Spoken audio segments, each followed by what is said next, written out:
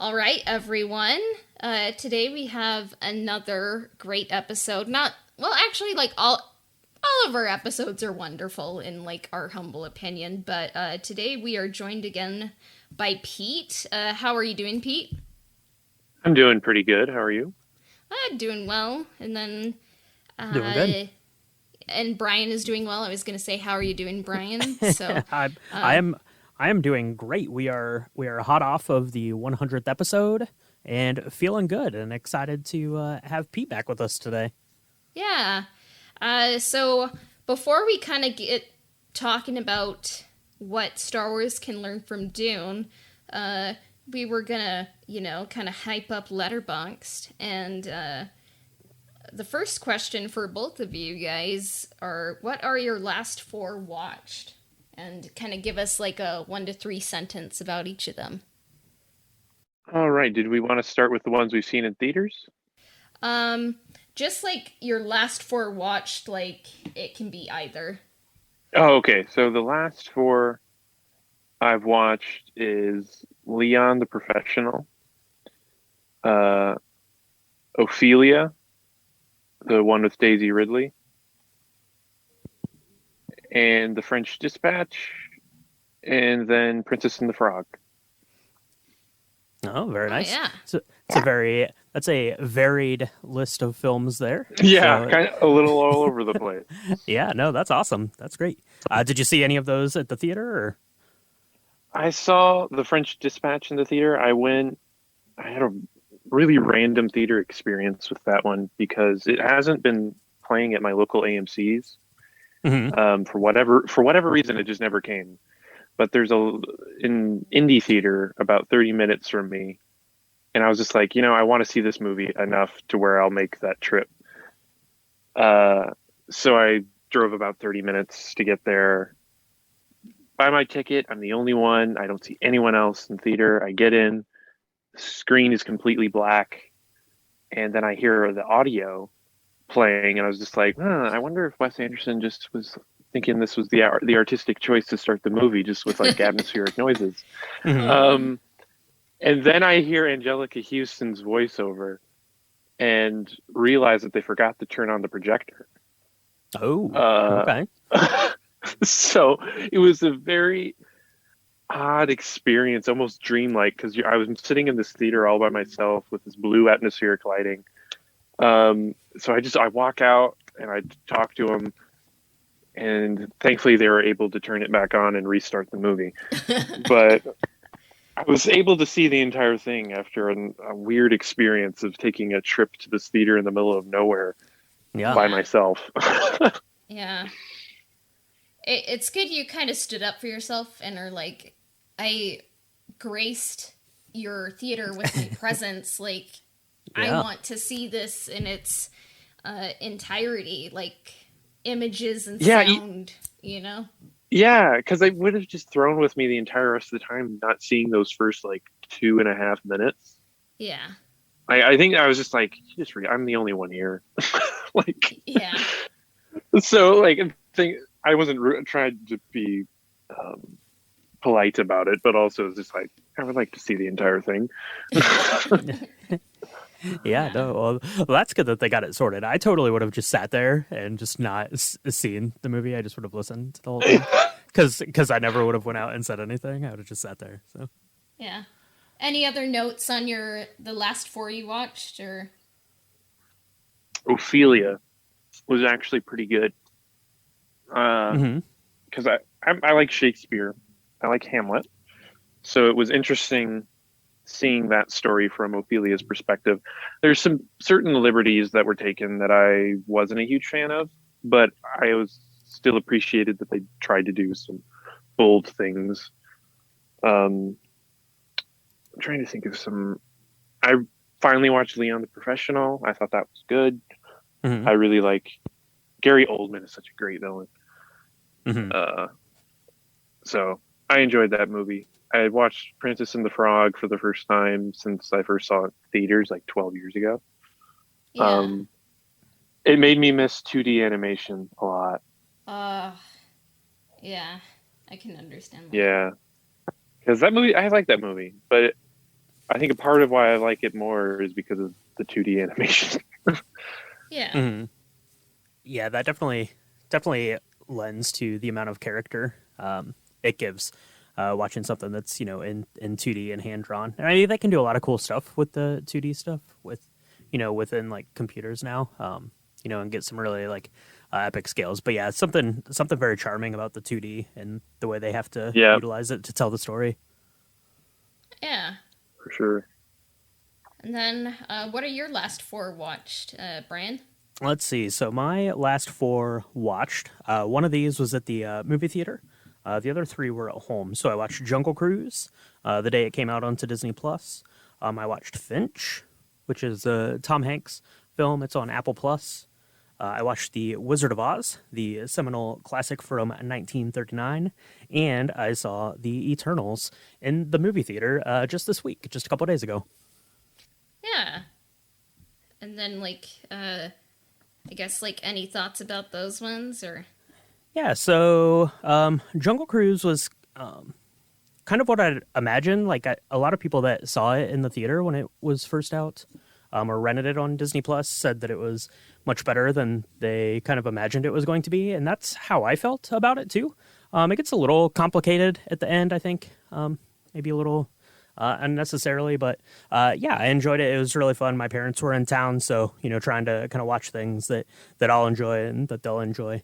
Finch was really good. It's Tom Hanks. It's like this sci-fi future, kind of a apocalypse kind of thing where he makes a robot companion to go with him and his dog. It's real sad and it got me real choked up at the end. So heads up on that if you decide to watch Finch. But, Tom Hanks is great, so you should watch him and whatever he does there. Yeah, nothing really to say about the Wizard of Oz that's not been said. And the Eternals was really good. I really liked kind of getting a fresh perspective on these Marvel films. I thought Chloe Zhao did a really good job with the film, and it looked incredible. So, yeah, give that one a watch if you're into the Marvel stuff and if you want something a little bit different than what you've been watching when it comes to the superhero films. Yeah. I mean, I kind of, in my review of Eternals, I'm like, it's Spaceship Earth, the movie, or at least the closest thing we'll get to that. And I loved it. Like, it just is different for Marvel. Like, I was kind of sick of, like, the Marvel formula, and this is switching it up, and people shouldn't hate it, so, yeah. Yep. But my last four watched, I watched Beans, which is a coming-of-age film that deals with the Indigenous experience in Canada. It's based on real events. Hooney recommended it, and I'm gonna say this name wrong, but I'm really trying, and I apologize for, getting it wrong, but Caviento is gonna be an amazing Katara in the live-action Avatar: The Last Airbender that Netflix is doing.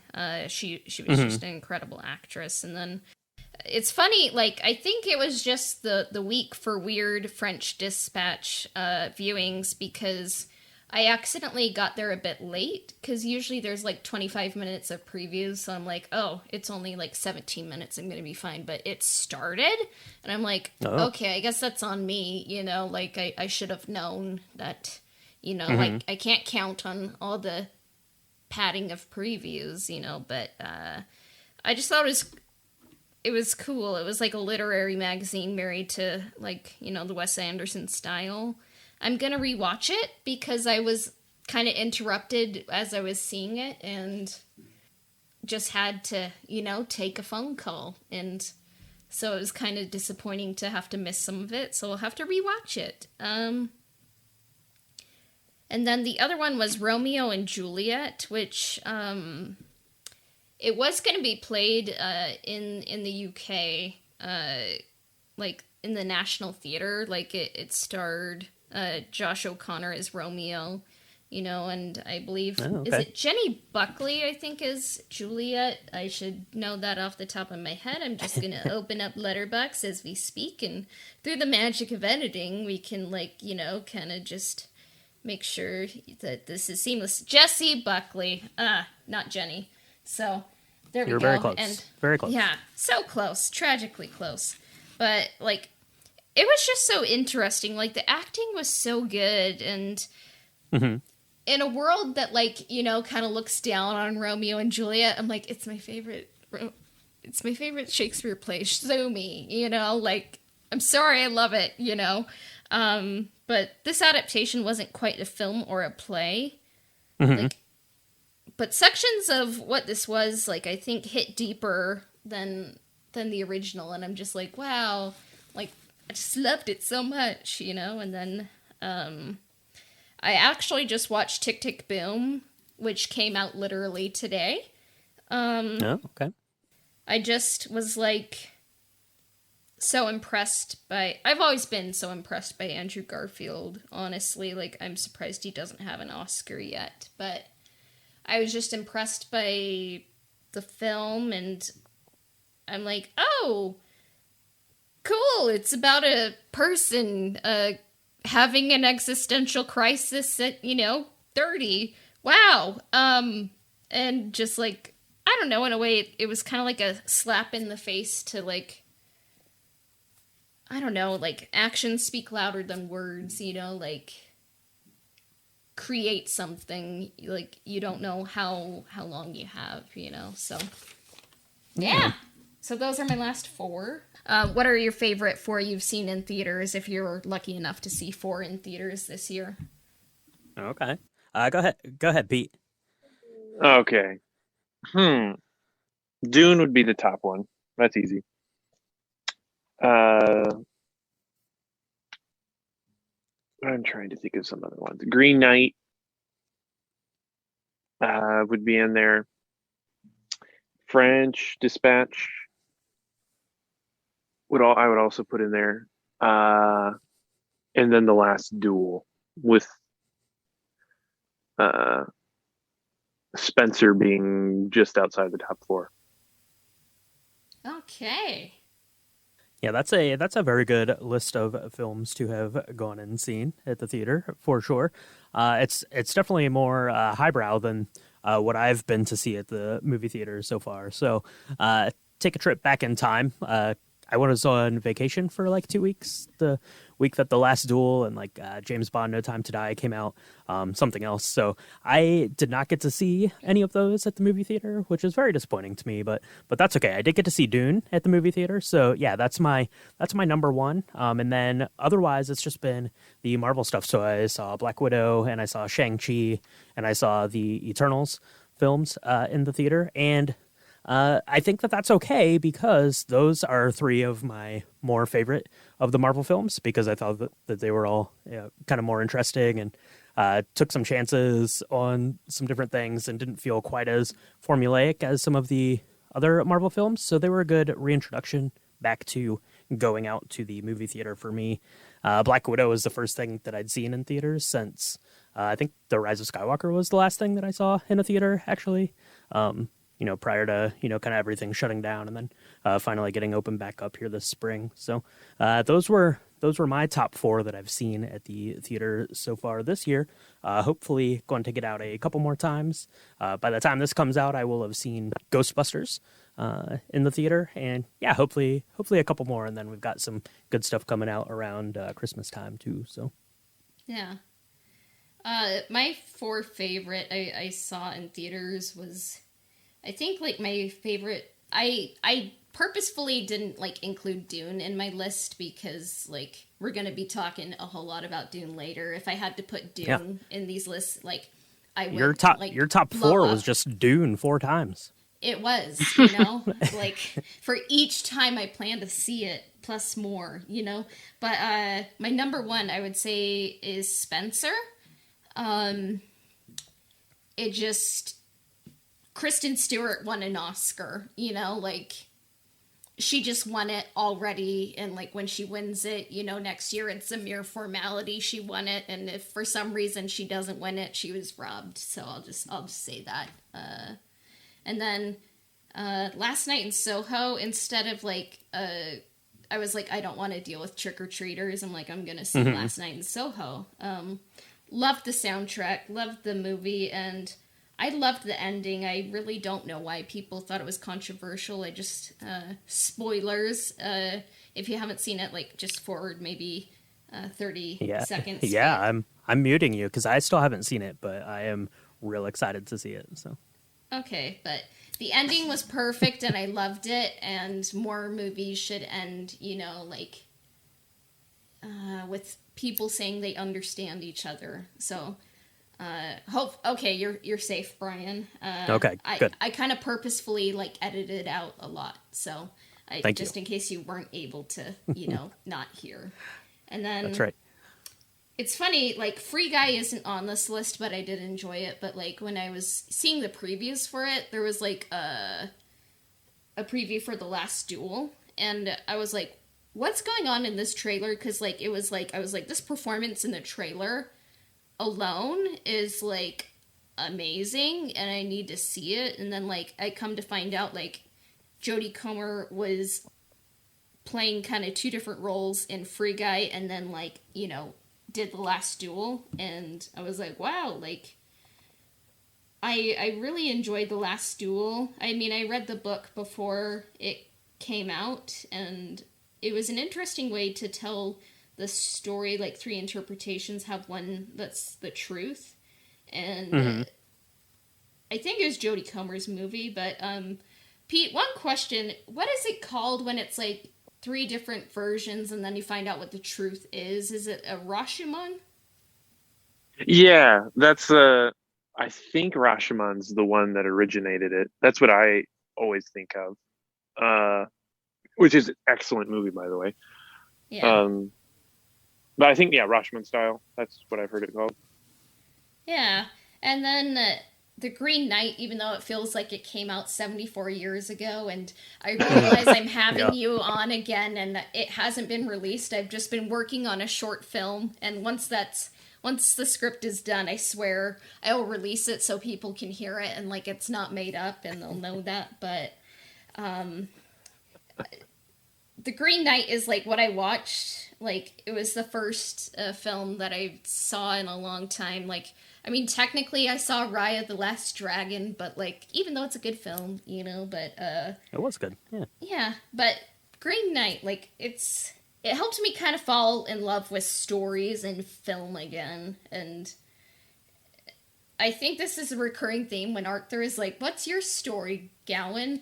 And it's like, "Oh, I felt that, in like all of my soul, like." But I'm just a nerd. I love legends made relevant, and yeah. So the final kind of part of this letterbox, kind of the last four, is what are four films you watched at home like in 2021 that are your favorite?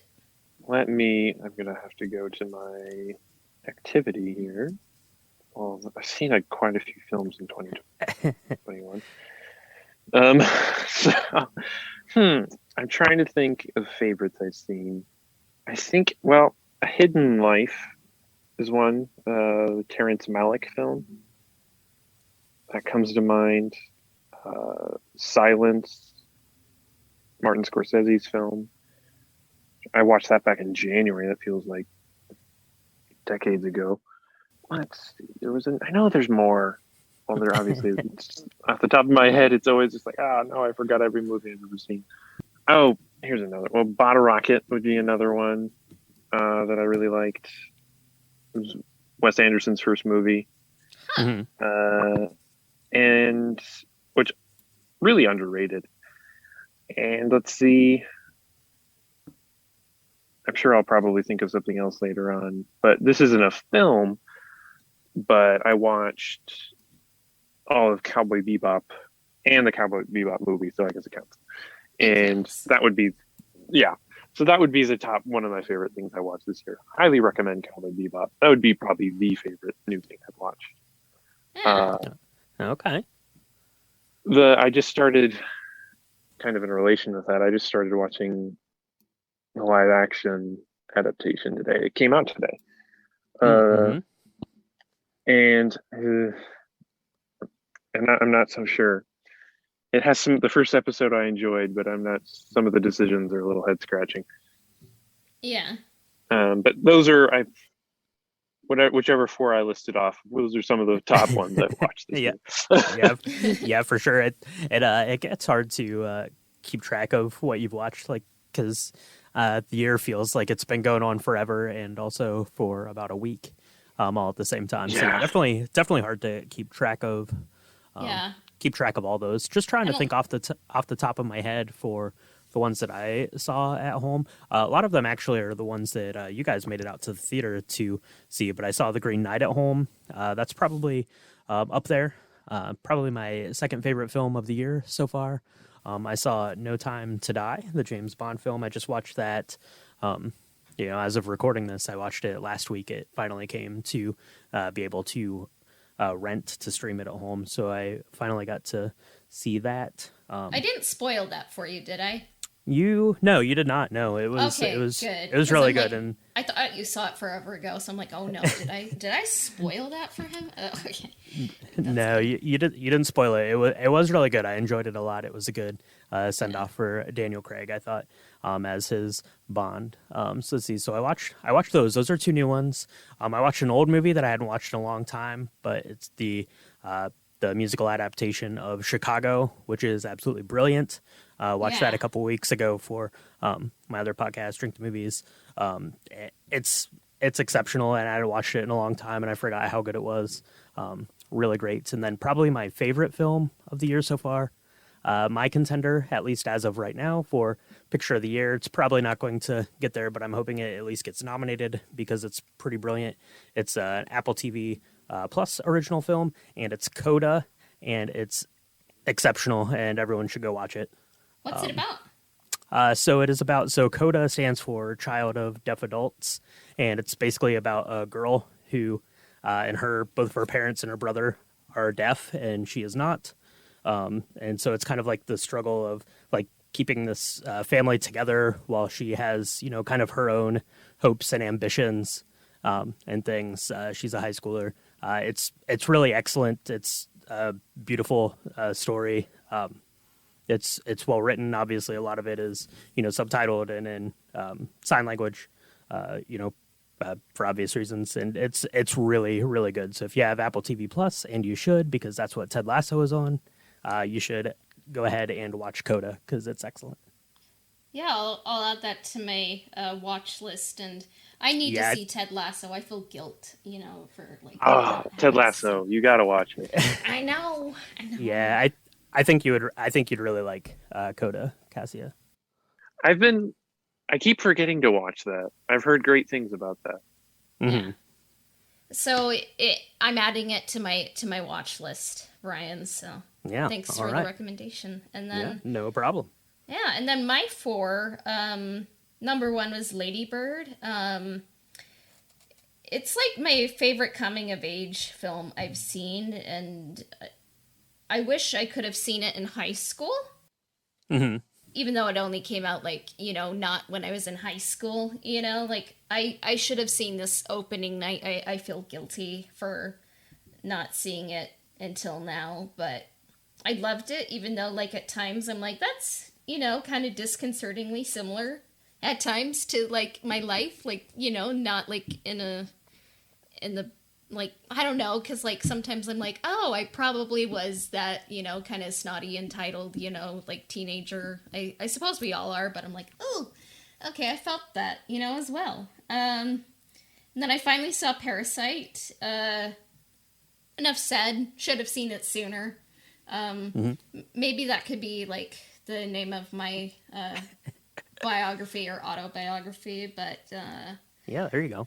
I was so happy to see Cave of Forgotten Dreams. I don't know why, but I love, cave painting so much. And it was done by Werner Herzog, and, he has the best voice, Best narrator.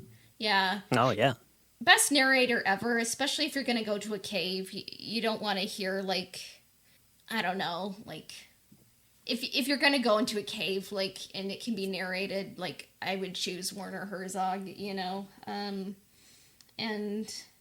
funnily enough, when I shared that to my Instagram profile, like it might not be there by the time people listen to it, but if you search Werner Herzog in like GIFs, like there's a GIF that comes up that says Werner Herzog would probably approve of this situation, and you better believe I used it. Oh, so yeah, there you go. I like that. Yeah, like so yeah, I feel guilty that I was introduced to him in The Mandalorian, and like I should have seen this sooner, you know, and like I didn't know he had such an extensive, you know, like filmography of like, and he's a director, you know, and like. Oh yeah. Yeah. Yeah, he's directed like hundreds of things, I think. Yeah. And then I saw it's Jodorowsky's Dune. Like, forgive my ignorance there, because it's not technically Dune, but it sort of is Dune, and I learned, you know, so, yeah. Yeah. There you go. And honorable mention, Cassia also saw Jurassic Park this year, finally. So Yeah. For the first time? For the first time, but I saw it now, you know, maybe years too late, but I saw it, you know, so. Did you like it? I loved it. I'm like 5 stars, like, I felt like it kind of said stuff about like humans and science, technology, and kind of captured like the wonder and horror of like dinosaurs. So yeah, would recommend, you know, 5 amber sap tree things out of 5, you know, so 5 for 5 would recommend. Yeah, there you go. So yeah, so Letterboxd is awesome, and